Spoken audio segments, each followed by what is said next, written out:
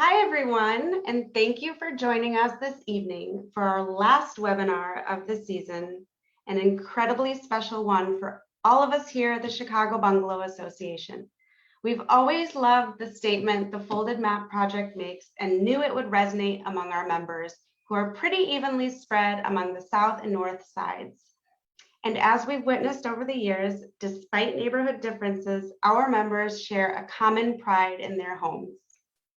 We were so honored to partner with Tanika Johnson and Maria Krysan, who I'll introduce soon, to fold the Bungalow Belt and identify 3 pairs of South Side, North Side Bungalow Map Twins.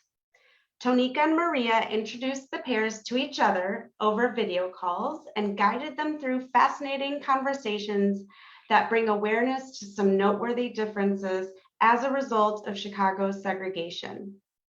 From those conversations, we've created a series of webisodes, which Tonika will talk more about.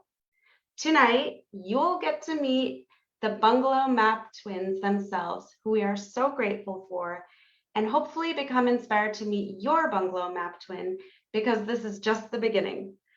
Before we meet the twins, let me first introduce our friends, collaborators, and creatives behind this new iteration of Folded Map, Tonika and Maria.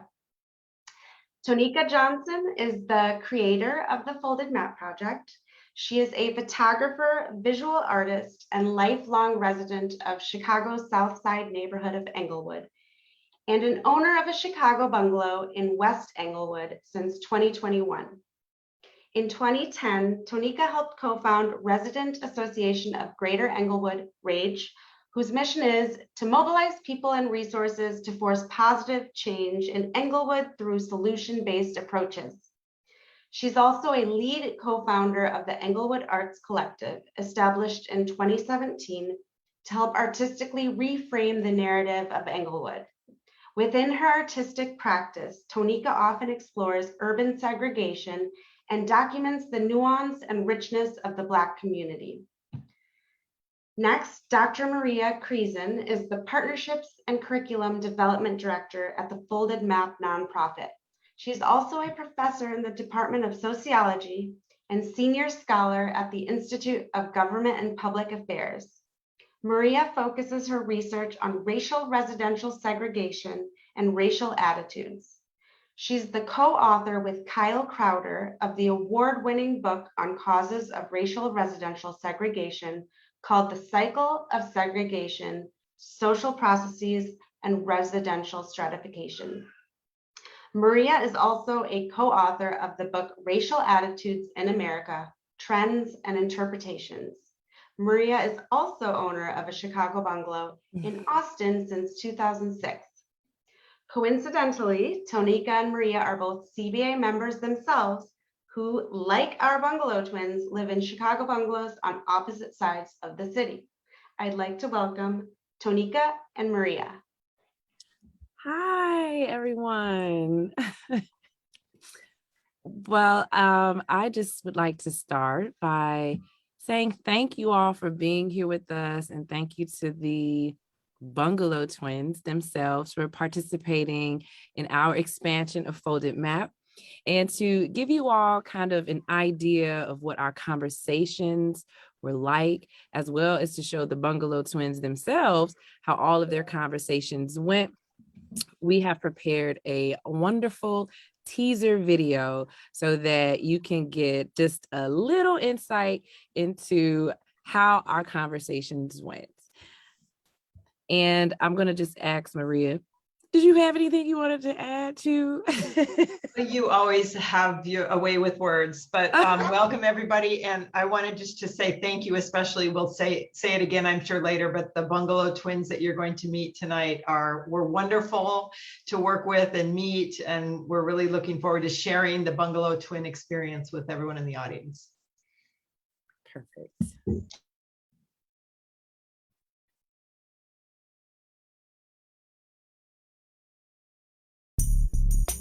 Oh.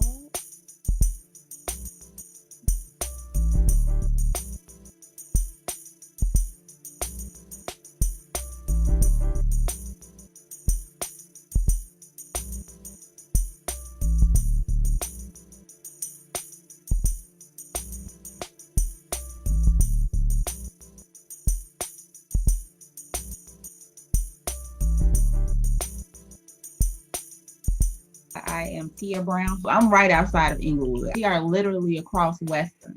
My name is Erin, and I live in West Ridge.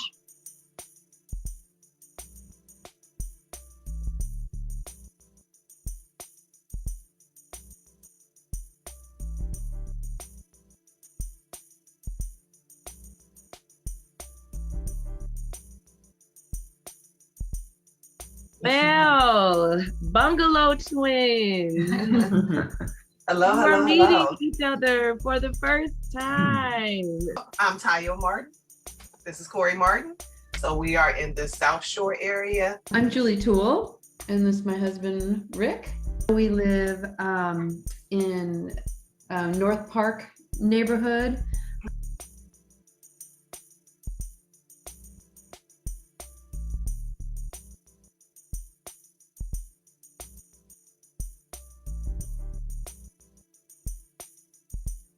I am Julia Hines. We're in Albany Park, North Park neighborhood right now. I'm a Southsider, been living in Chicago here my whole life, born and raised. Because Chicago's very segregated. You can ride Halsted, Western, and you just literally see the segregations as you know, how it's segregated as you riding down Western and or Halsted, Ashland at times. So I was just really like, when I read about the project, I saw a few clips. I was just really interested in finding out, like, who is my bungalow twin? Do they look like me? You know what I'm saying? Do they have the same experiences as I do? I think one of the most interesting things for me when I teach is when you can break topics down to like real people and real lives, and like exactly this type of thing where people meet each other and just share their experiences based on the circumstances that they live in. Been really amazing to just kind of watch this project, grow into what it is. And then when I heard about the bungalow version of it, I was like, oh snap, this is a perfect opportunity to be part of it.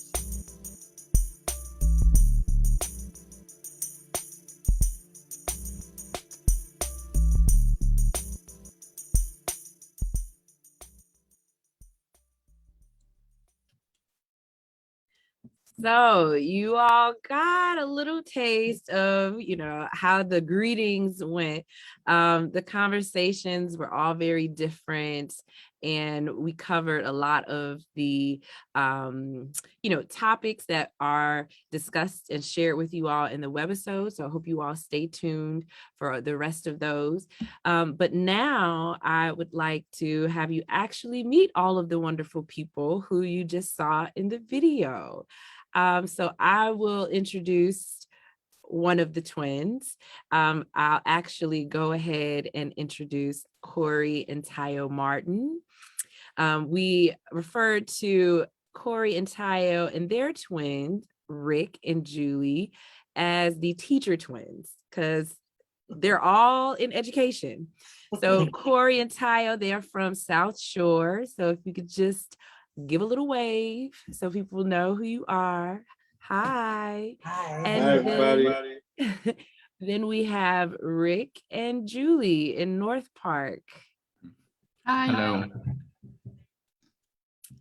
And then I'll cue it up for Maria to go ahead and introduce our next pair.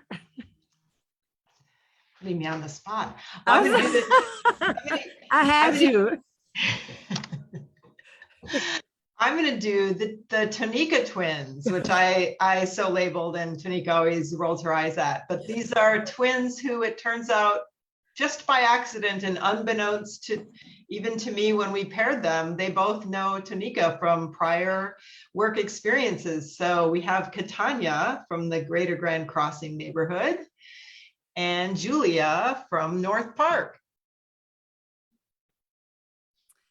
And then that will kind of wrap it up with the introductions with our last but not least twins that represent Chicago Lawn, Tia Brown, and our West Ridge representative, Erin Payne. I feel like I'm doing introductions for a game show. But yes, welcome twins. So I guess we would just kind of like to start with how are you all doing tonight? So you can definitely take yourselves off of mute and we'll just get into our conversation all together because you all haven't met each other all together at once. So I just want to know, how are each of you all doing? And just to thank you again for being here with us tonight. Were you all excited about this? Yeah, I was looking forward to it today.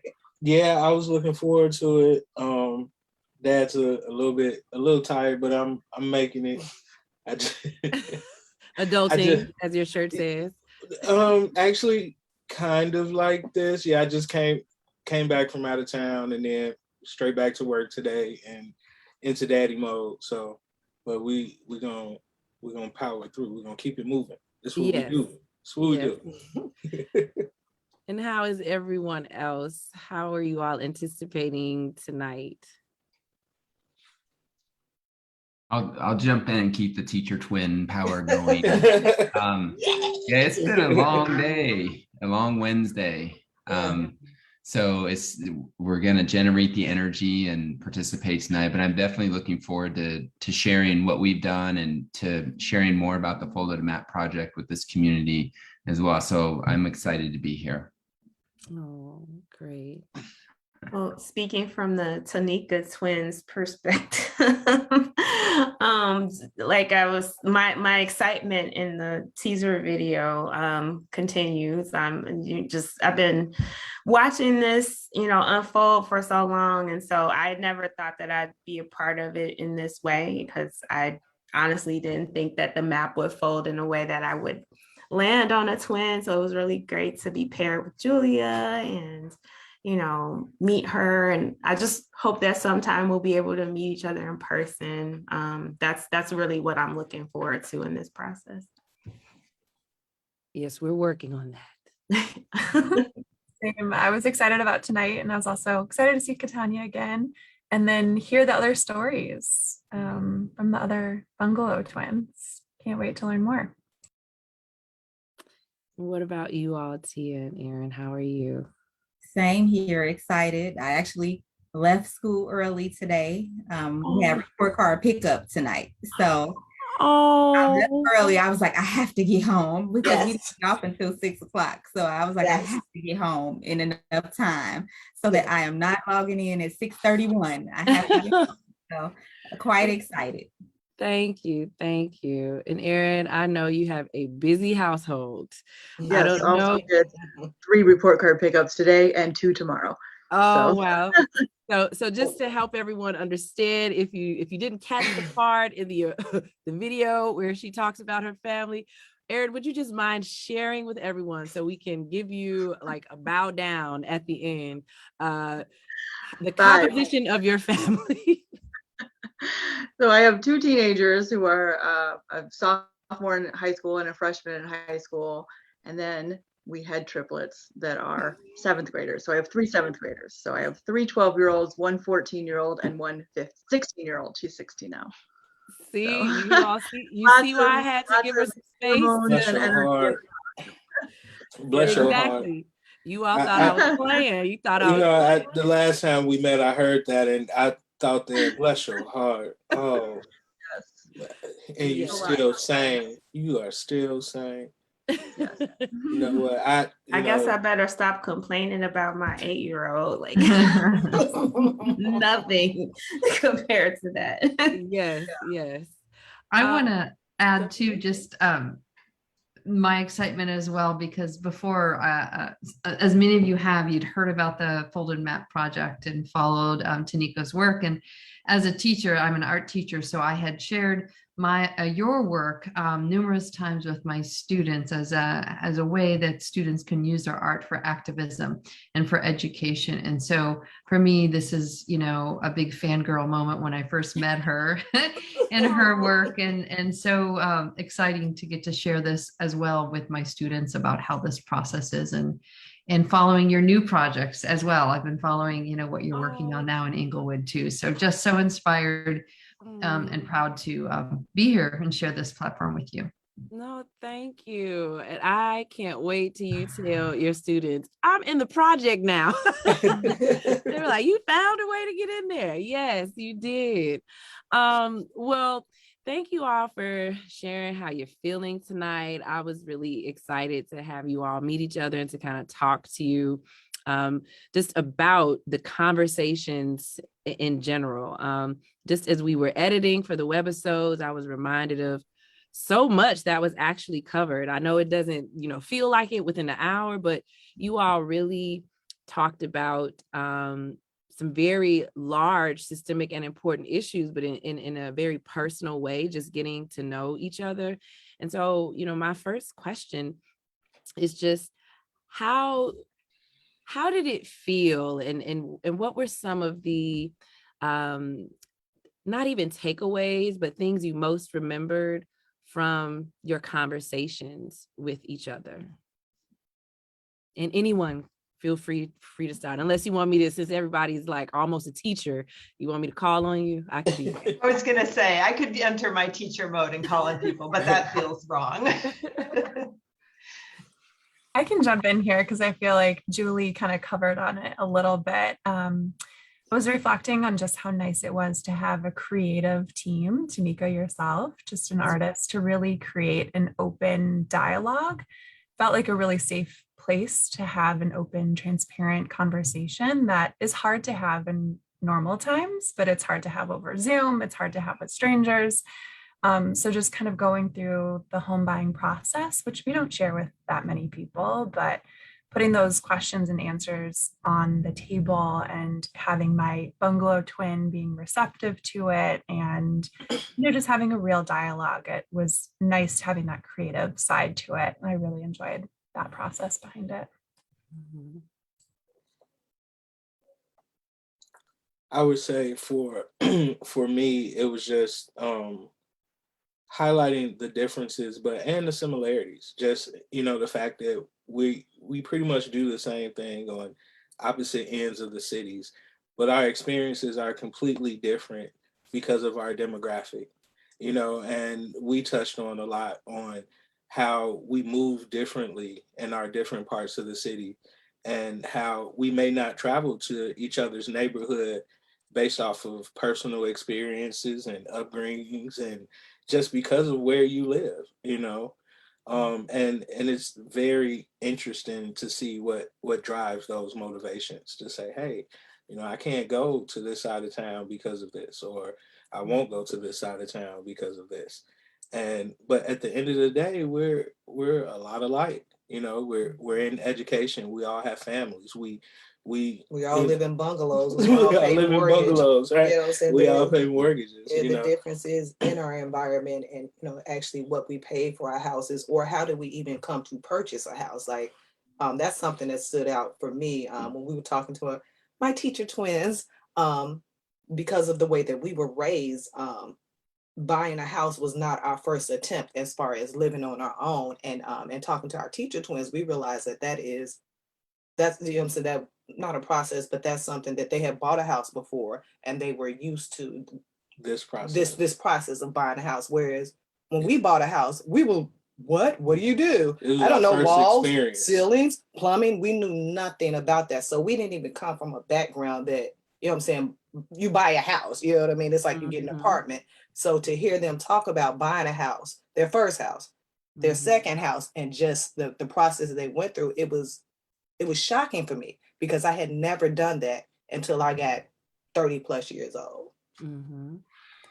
That was, Julie and I were talking tonight just in anticipation of this. And that was one of the things that stood out to us too, is just that different perspective that we grew up with, just the expectation and sort of certainty that we would own a home. Yes. And like you said, coming into our relationship, both of us having owned a home, and Julie having equity that helped us to purchase this home, and just those different experiences. That's definitely one of the things that stood out to me. Mm-hmm. Yeah, that's something that stood out. Like, I know that my mom did in her first home.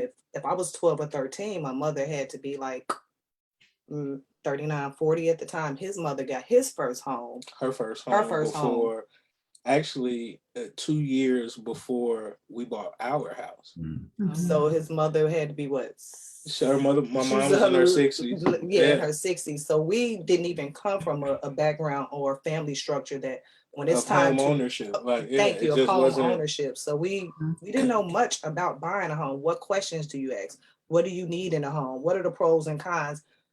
In all actuality, now that I'm actually sitting here and saying this, I realized that when we bought this house, we bought the house. We didn't even have the knowledge or the information to think about what about schools? What about taxes? What about a food desert? Where's the grocery store? What if my washer and dryer break? Where can I go to the laundromat? We didn't even have these thoughts or these ideas and these questions. Yeah. We have now had this, 8 to 10 years later. So it just kind of really made me realize, like, okay, there's differences, but this isn't just with us. This can, this is from a generation before us as well. Generational, you pass it down through generations, but it's really like, for us, a home is the ultimate goal. And when you get a home, you're gonna hold on to that house and you're gonna do everything. My neighbor behind me, he's a retired sheriff. And I was saying something about, oh yeah, we're getting our patio done. And he goes, yeah, my mom always told me, you get that house and you work on it forever. And I'm like, huh? Like, you work on it forever? Like, that's it? and like, and I keep telling my wife, like, no, you buy a house, and then if that house, you grow out of that house, you get another house, and then this is like, like other people do that, but that's just not how we're raised. Right. You know what I mean? That's not how it's passed down to us.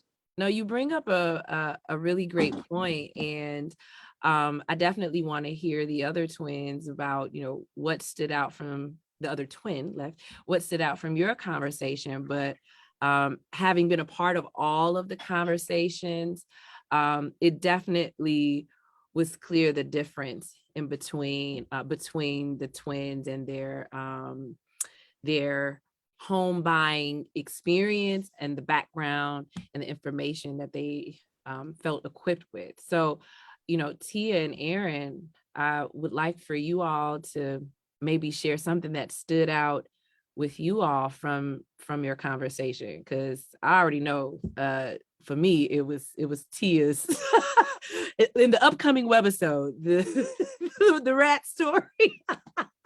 But I will leave that for everyone else to find out in the next webisode. But could you all share what stood out to you? Well, one thing that my husband and I have been talking about since that meeting that stuck in my head is when Aaron said that there wasn't a Starbucks or a 7-Eleven or anything really close to her house. And I had to reflect for a second, and I'm like, Starbucks or I think it was a 7-Eleven, right, Aaron? Or was it Starbucks? I can't remember. Both. I think both. It was 7-Eleven, because I seen that part of your clip. It was 7-Eleven. And I was just like, okay, 7-Eleven. All we have is a McDonald's and all the little ghetto little stores, the little corner stores that you are too scared to go in, because it's so many people standing outside that you're like, I don't know if I want to risk my life for a Pepsi. So to hear her say, it's not a 7-Eleven in walking distance, I'm like, oh, walking, I have to go to 95th Street and I'm on 65th. I have to go to 95th to get to a 7-Eleven. That's a total, I don't even know if that's Chicago anymore. So just to see that the amenities and things that she's almost used to are things that it's like, oh, if we get a 7-Eleven over here, we are in the ball game now. But that's something that they up north, they expect to have those type of things in walking distance, something. And for the price, I guess you're paying for that also. That was something else that stuck out, like the differences in how much the houses on the south side cost compared to the houses on the north side. They're almost paying double what we pay, and it's almost for the same houses. So, and those amenities comes into play also. You have all of those things that are nearby your house. It's convenient to get to the grocery store and all of that. So they could raise the price of the house a little bit because you have all of those amenities. Here, we don't have anything. It's like I don't even know what to call it, a desert almost when it comes to fresh produce and things like that, let alone a 7-Eleven. We can't get any fresh fruits and vegetables. So a 7-Eleven would be a great thing around here. So that was something that stood out to me, the fact that what we're looking for in neighborhoods are totally different. Well, now I sound spoiled. I think my point, I wanted to live more in like Bucktown or Andersonville, somewhere that was just more exciting and dynamic than where we ended up living. Yeah. No, Erin, I'm and we will get to what you want to say, Katanya, but even you saying you feel spoiled, that is what I wanted to help the project kind of offer people to work through, because I personally feel that no one should feel spoiled for having things that the entire city should have. And, I appreciate you being honest and even saying that, because the responsibility for it to be equitable across the city should not rely on residents. That is something that I feel our local government should really make accessible. But since that isn't the case, we have the burden of having to disrupt that and help people see that it's unfair. So I just want to thank you all for being so honest and talking about your feelings, hearing each other explain their neighborhood and describe it. So I just want to continue to create that space of sharing, like Julia referred to. So this is a safe space. It always will. I don't want you to feel spoiled. We could find some more words to maybe, enrage that your twin doesn't have those things. So maybe we could redirect it that way. But I wasn't going to bring this up, but I want to talk about your feelings about the price difference and your initial gut reaction seeing that. But before you get into it, I do want to ask Katanya if she did want to add to what we were just talking about before. I was just going to bring up, Julia and I talked about things like home repairs and like updates to like I think we talked about windows, we talked about like HVAC and like different things that we needed to do to update our homes. So that was interesting, like that these bungalows are 100-year-old structures. They all, even those that may have had some full renovation done, still need work, and so and I know at the time I was probably still reeling over having to get my whole roof torn off and redone. So but yeah, I was just wanting to share that part too, that we all as homeowners of historical homes, we have to take extra fine care to make sure that they're beautiful and continuing to function the way that they were intended to. A great point. You all definitely did have home repair conversations. Before we get into the gut reaction of the homes and the prices, since it was mentioned, I do want to offer, my girl Maria an opportunity, because sometimes we have twin brains since we've been doing this work together for so long and it's our passion. So, I just want you to jump in with any thoughts or question you might want to ask. I don't want to veer us too far away from where you were going with the price, but I do want to just sort of throw out there at some point during this conversation, it's inevitable that we're going to talk about the differences across the map, but I also think that all of you reflected on commonalities. And I think, Katanya, you started to get there when you talked about we're all bungalow owners, and that carries with it pride in this historical building, but also all the costs associated with upkeep of an old building. So I think either before or after we talk about the price things, that sort of sharing also some of the commonalities despite these differences is something I would love to hear you all talk about. Yeah. So I do want to give some space for maybe Tia, Tayo to talk about what they felt about the price difference. I will honestly admit that thanks to the Bungalow Association, assisting in the folded map formula, seeing that side by side, it was stark. It was stark. And I think that your sharing that information helps illuminate the ultimate reason, not only the ultimate reason, but one of the primary reasons that these conversations are important, because only people who are looking to maybe be in a specific real estate industry really analyze the prices, but oftentimes residents don't get to really be open and honest and share and talk about that. So I just wanted to know your thoughts on seeing the price difference, the purchase price difference. So I wasn't surprised, because I lived north for a while, and then during our search, I was looking everywhere, to be honest, because at the time when we started looking for a house, we were still living on the north side. I was working at Loyola, so we were still in Rogers Park. So our search started there, and it actually started. We were looking for a condo actually, or a duplex, because I knew I had a lot of stuff, and she had a lot of stuff, and we knew we were going to grow with more stuff. So we was at least trying to find a big condo. But mind you, we're also coming from the backgrounds of, I don't know, are we going to get a house? Is this what you do, Rob? Do. Right. That wasn't our first initial thought to get a house. Right. It was just actually we were pregnant and our lease was coming to an end, and we had a friend that was just like, why still rent? Why get a condo? Buy something, right? So it was like, I don't know. So it was like, all right, fine. We'll just start looking. So I looked north first because there was a home buyers program with my job.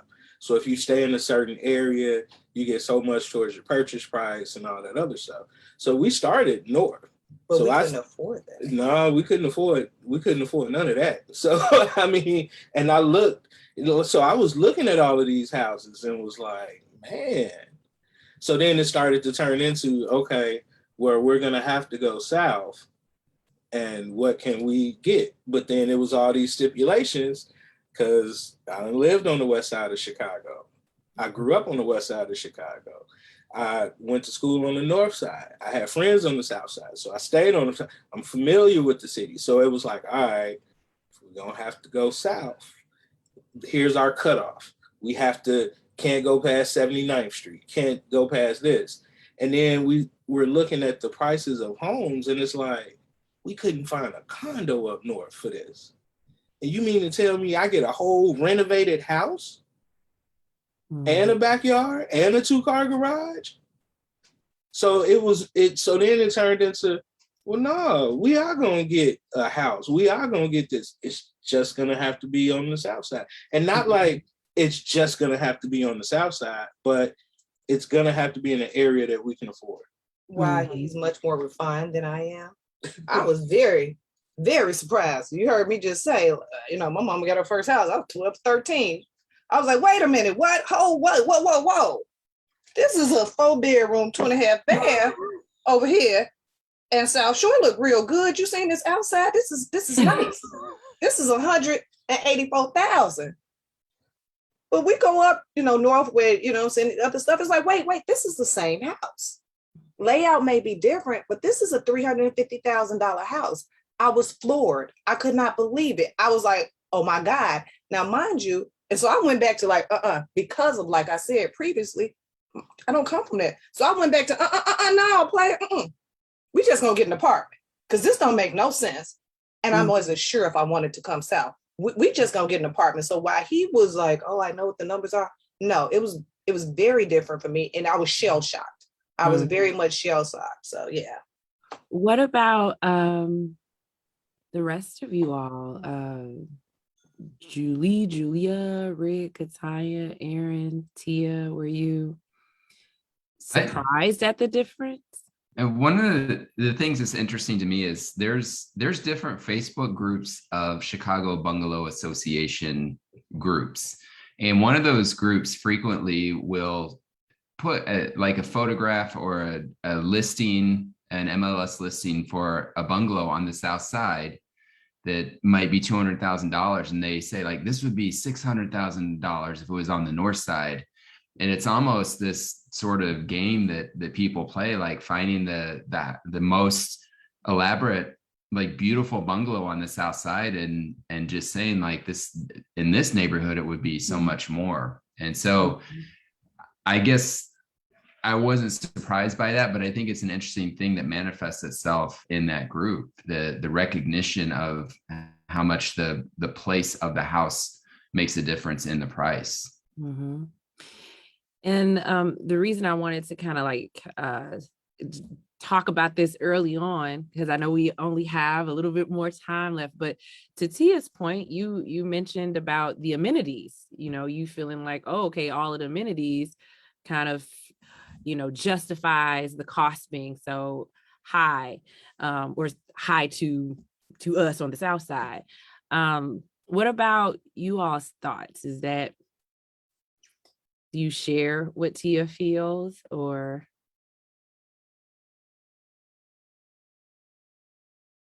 As far as the price and the amenities?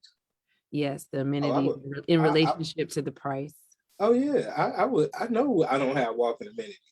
Like but the question is, you have to consider to an individual, what is an amenity? Why we're looking at amenities is I want to be able to go, maybe we want to, cook an Indian meal. I want to be able to go to a store that caters to Indian dishes and things of that sort.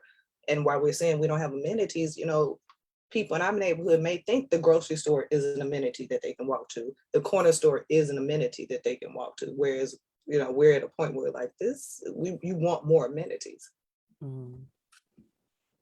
It's a valid point. I mean, I say that because of the school that I work at, and some of my parents in moving to the area, they talk about that they just have more areas that they can walk to. And this made me realize that amenities are different depending on, just your family structure. Yeah, that's true. And that's so, yes, go ahead, Julia. Yeah, I was just going to say, I think to kind of blend those two questions together, I mean, I was not surprised by the price, disparities between, I knew coming from the north side and signing up for this project that would be part of the experience, that there would be a difference. But I do think what was interesting was that even within our budgets, which may have been different, we had very similar criterias that we were looking for and were searching for within our neighborhoods, and had challenges in doing so, and had different results. But I think I had mentioned that we were in a different neighborhood before, living in a condo. We now had 2 kids. We knew we wanted more space, and the challenges of finding something within our budget and the neighborhood that we were used to, that our family was in, that we had spent our lives kind of cultivating, was no longer an option for us. And just figuring out where to go and what that looked like, and stepping outside of what we knew, and being more open to areas was, I think, part of our conversation that we had, which, I think everyone had gone through.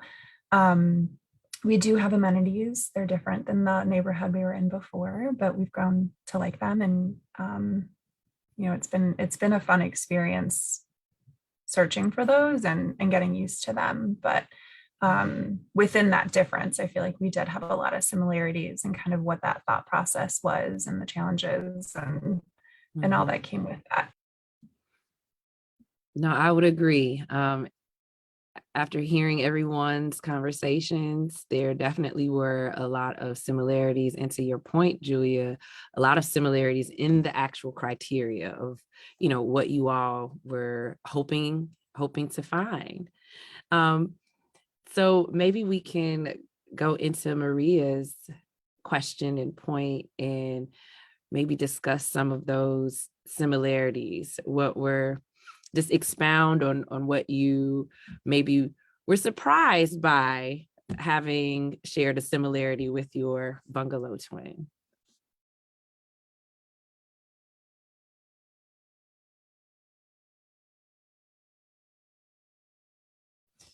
Oh, and we have someone with a raised hand. I'll share his question after I just double check with you all. Did you want to discuss some of the similarities? I, for one, was completely surprised by the fact that Julie, Rick, Corey, and Tayo, like the teachers, and even Tia, a teacher, like it's a lot of teachers in this bunch. But were there any other similarities that you were like, oh, okay, that's... I mean, to that, I think the fact that bungalows breed families, you know what I mean? And why we actually chose a bungalow, that it's a house, and it feels comfortable. It feels structured, not structured, but where you want to raise your kids at, and you have a yard, and you have that. And I think just the choice to go with this style of home in a city that's very large, and people are on top of each other, literally. You know what I mean? I when I barbecue, my neighbor one house over knows all the time, and he sticks his head over the fence like Wilson from Home Improvement. You know what I mean? And like that's you get that in the neighborhood of bungalows, where you can easily be in a neighborhood of apartments in Chicago, and 3 flats and 2 flats, and all of that other stuff. So I think just the choice to go with a bungalow, and why we're all part of that. And like I said, once we started talking, we both got kids. We both had 2 girls. Yeah, I was gonna say, besides us all being in education, we both have two African American women, I'm saying? Yeah. They're not women, they're young ladies. Right. That we're raising, in the city of Chicago, and that comes with its own, its own challenges. Whether you're north or south, it comes with its own challenges. So I realized that was another similarity that we did have. Yeah, that we share. So. So I also got the benefit of hearing all the stories, and I was thinking about that answer to that question. And I think one of the things that builds on that is the role of family and the role of your kids, and how doing what's best for your kids and figuring it out in the context of your circumstances was one of the really strong things that was common across everybody wants a nice, comfortable home that's safe, and to raise their kids in, and to leave to their kids, and to build wealth for their kids and things like that. So that felt like a theme that was across everybody. And then there was definitely tree roots were something that were across everybody. The dealing with the tree roots digging into the pipes of their houses. So. Oh yes, we all have that in common. We are lucky enough not to have a tree on our property. And insulation issues. Oh my God. I feel like I can hear my children when they are walking upstairs. It's like a herd of elephants, like don't. So you guys have installation issues as well, huh? It's a real thing, and it's a bungalow specific, I guess, because of the way that the houses were built, and the space between the brick and the drywall or the plaster or whatever. Like there's a lot that I learned recently about how air gets in here, and it's just like mind blowing. Like what? You got a chill going on. Okay. Well, yeah. A little bit. Like there's a little. My house is on 80 a lot. I'm trying to. I'm wearing my fleece, so I don't got to put it on 80 because that's expensive. So how many other bungalow twins? What? How about this? Everyone tell what their temperature is in their bungalow right now. Oh, Tanika. Maybe that might be someplace we find commonality or difference. Mine is set at 70 right now.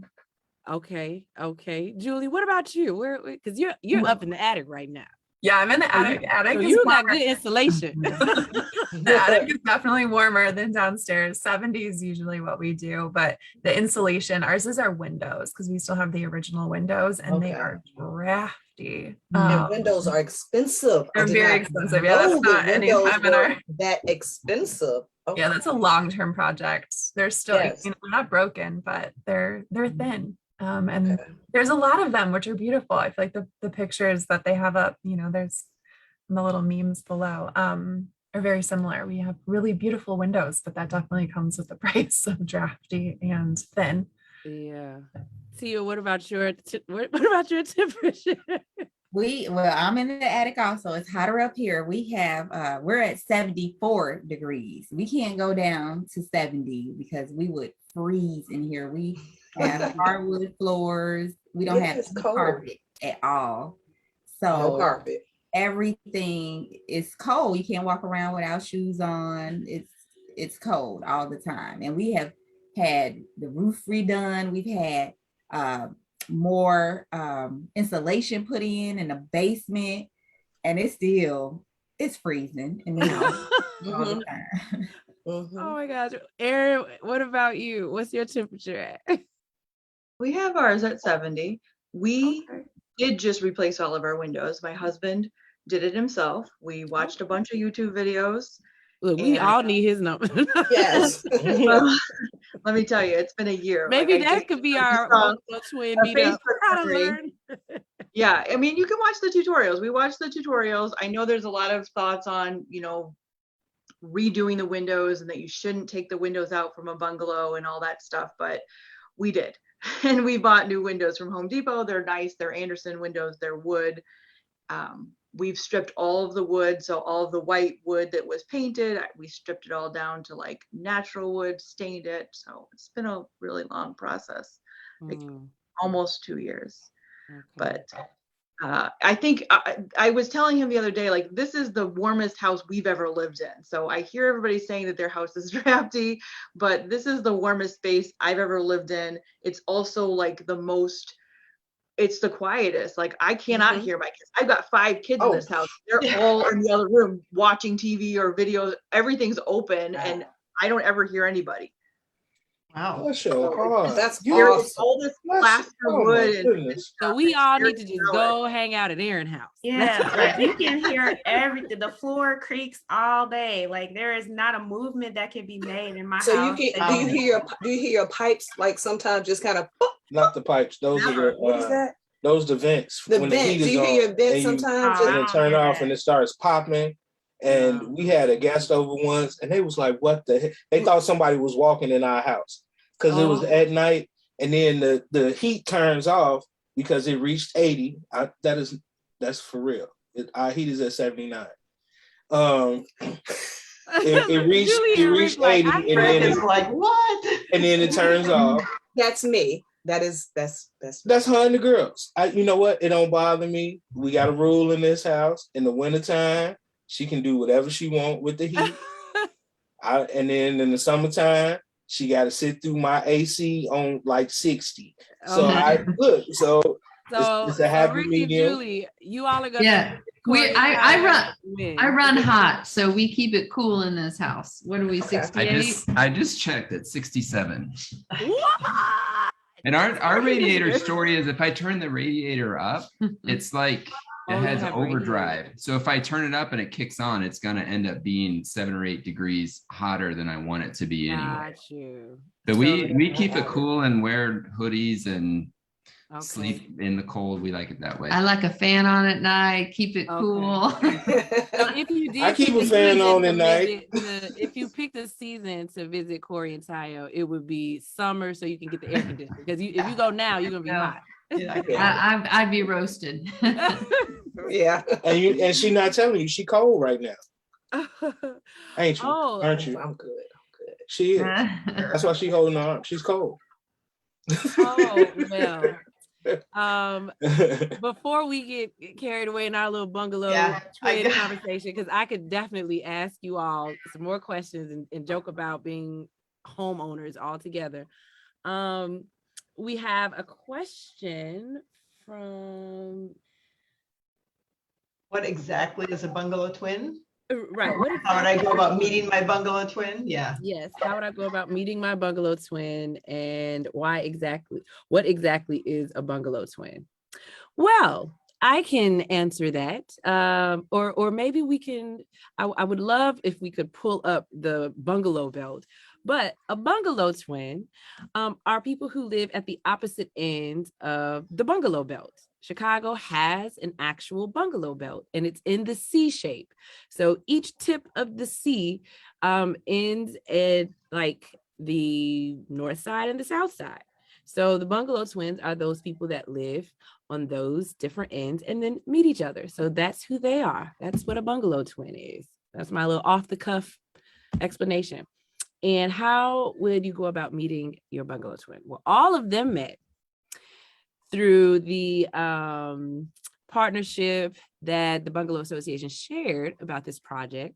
So, hopefully we might be doing this again, and you could just respond and participate. But if you can't, you could do the folded map action kit and go experience the neighborhood in which there are a lot of other bungalows. So you could refer to the Bungalow Belt map and just go run errands in the south or north part of town where the Bungalow Belt is. That's what I would suggest. Now, I do want to just give a little time before we kind of close for you all to ask any particular question that you all might want to ask to each other. Is there anything that you would like to ask each other? And it doesn't have to be your bungalow twin, maybe another one, or just all of us, since we're all bungalow homeowners. I got a question. I have a question for everyone. Is your bungalow your forever home? Oh. And if it's not your forever home, is your next home a bungalow? Ooh, it feels blasphemous discussing that. So I'll say this. This is not our forever home. And I don't know if our next home is gonna be a bungalow. It's gonna be what will fit our family, because the girls are getting large, they're growing up and we need more space. Okay. So I'll start with that. Okay. Before you all answer, I do just want to add that Chicago Bungalow Association will include a sign up for more bungalow twins. So that is an opportunity that will open up again. So for that person, you'll be able to sign up. And I'll just say my answer. For me, right now in my life, this feels like my forever home, because like your neighbor, Corey, I'm just like, I've invested a lot already. Just even being here since July, that I'm going to have to get my money's worth. And I feel like that won't end until I'm a lot older. So I'm going to be here for a while. And if I did move, it would be with the intention of offering the house to my children if they, want to live together, or if they start family of their own, or if they just, want to stay here, then I would consider, getting something else. But for me, this is my forever home. I'm similar to Tanika in that I invested a lot in this house, and I love this house. I really do. I don't know if I would consider it a forever home. Like, I'm always going to be here. I have a desire to do a lot of traveling abroad. So this will always be my home base, and I will have a place to come back to, but I will spend a considerable amount of time outside of the United States as soon as I get a chance. And, and then also wanting to make sure that it is a property that I can transfer to my children, or have, when I pass on, have something. This is a legacy, trying to create that generational wealth. Mm-hmm. Anybody else? I agree. We do not plan on us living here per se forever, but we are not going to sell the property. I feel like we have put way too much money into the property. So we plan to leave the property for our children so that they'll have some kind of something to come home to after college. They'll have it. And we actually plan on buying more property so that they'll have a property. And we were actually looking into bungalows because we didn't want any of the kids to feel like their house was better than the other's house. So we were looking to find 2 more bungalows to purchase for the other 2 kids. So, and I wanted to say something else about a similarity with Maria, what Maria was asking about earlier, a similarity with me and Aaron, the kids. I always thought that with 3 kids, I was like, we have too many kids to be in a bungalow. And once I heard about her and 5 kids in a bungalow, that made me just close my mouth a little bit. That's hilarious. Aaron, I saw you trying to get in earlier. Jump on in. I would just say, I mean, obviously I want a house at some point that all the kids can come back to and kind of have Thanksgivings and holidays and all that kind of stuff. So for us, it kind of depends on where they land. Like if they decide to stay in the Chicago area, then we'll probably stay.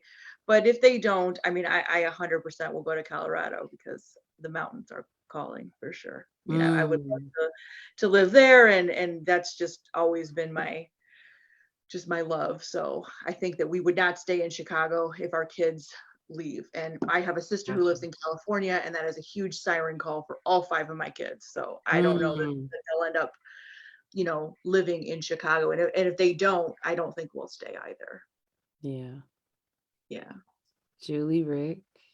But I do love the house. I mean, we've also put a lot of effort into it, a lot of sweat equity for sure. We love your house. It's quiet, it's warm. It is. And we just put air conditioning in, which is party over there. Most lovely thing all year round. It's quiet, it's warm, and you have no children under the age of 5. I think we're in this dilemma. We have a 5th and a 6th grader, and as you all know, living in Chicago, and selective enrollment high school options and local neighborhood options for high school is something that's on the horizon for us. And we love our house, and we've redone it almost every room to our style and invested a lot in it. And we really love our neighbors.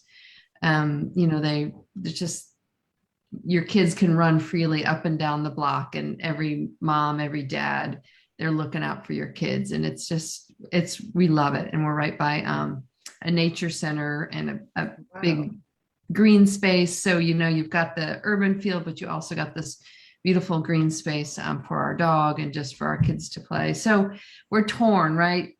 Ideally, my husband teaches at Evanston Township. We would love for our girls to go to that school.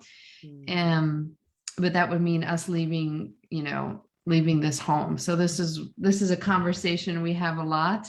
We do also love ranch style homes. So when we look on, we dream and we look online, we look at ranch style. We do love that style as well. You keep throwing them similarities out there. My wife liked them ranch style houses. I like the ranch, yeah. And we're also, the selective enrollment is something we're thinking about. My youngest just took the test, selective enrollment test, last week. So we definitely are keeping that in mind for high school, and that's what's part of our move motivation. That was the first thing that we talked about, Corey, when we talked, was that you and I spent a lot of time on the realty websites, checking out neighborhoods, houses, all those sorts of things. So yes, I get emails every day still. Do you ever really stop looking at other houses? Because I hope so, because I can't stop. I was like, I'm in the house I'm going to be in. Why do I keep torturing myself? Nashville, Tennessee, California. I think about the long run, even college, because we both, she was in Atlanta for 5 years, and I was in Louisiana for a year and a half, so we would love for our kids to go away to school too.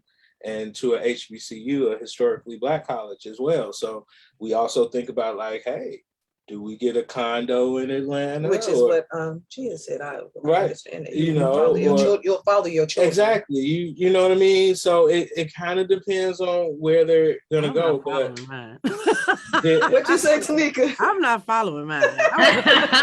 You said, like, bye. I mean, not necessarily following, but having the option. Just go. You know, vacation space. You know, I got girls, man. I gotta watch out for my girls. And, you know, no, that's sweet.